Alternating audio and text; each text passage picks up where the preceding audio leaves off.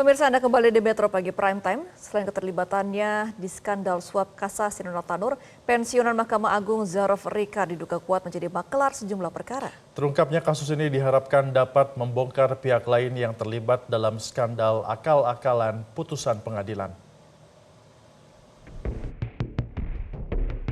Di pekan ini, Kejaksaan Agung menangkap Zarov Rika, mantan pejabat Mahkamah Agung yang diduga kuat telah melakukan tindak pidana dengan memufakati suap. Yang mengejutkan, dalam penggeledahan di kediamannya, penyidik menemukan gepokan uang tunai dan emas batangan yang jika ditotal nilainya ditaksir lebih dari 1 triliun rupiah.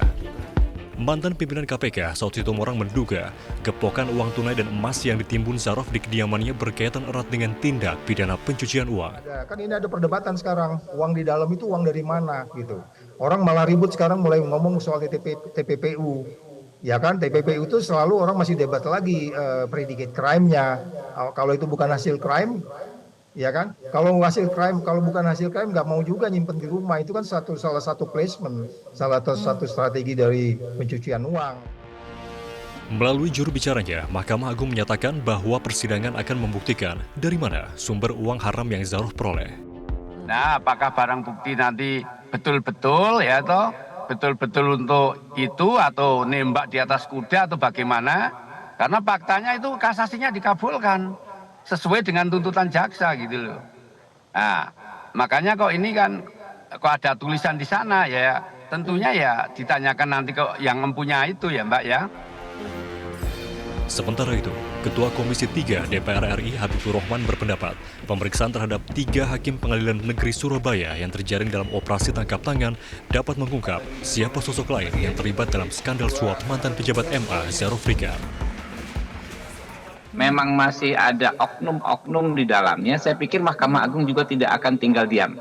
Kita tunggu tanggal mainnya ya. Pasti kan terkait misalnya 3 hakim yang tertangkap tangan KPK itu kan dalam proses mau diadili dalam majelis kehormatan hakim MKH. Saya pikir itu pasti akan segera dieksekusi pemecatannya. Karena rekomendasi dari KY juga sudah demikian. Begitu juga misalnya pihak-pihak lain yang mungkin saja bisa terungkap namanya dari pemeriksaan si oknum ZR ini. Siapa saja pihak yang berkoordinasi dengan orang ini ya kan lalu bisa diusut. Saya pikir Mahkamah Agung pasti akan bekerja sama. Zarov Rika yang pernah menjabat sebagai Kepala Badan Litbang Diklat Hukum dan Peradilan MA ini ternyata menyimpan harta setara orang terkaya di Indonesia, yakni 925 miliar rupiah dan emas seberat 51 kg atau bila ditotal mencapai 1 triliun rupiah lebih. Padahal dalam merujuk LHKPN Zarov, ia tercatat memiliki harta 51 miliar rupiah. Tim Liputan Metro TV. Jelajahi cara baru mendapatkan informasi. Download Metro TV Extend sekarang.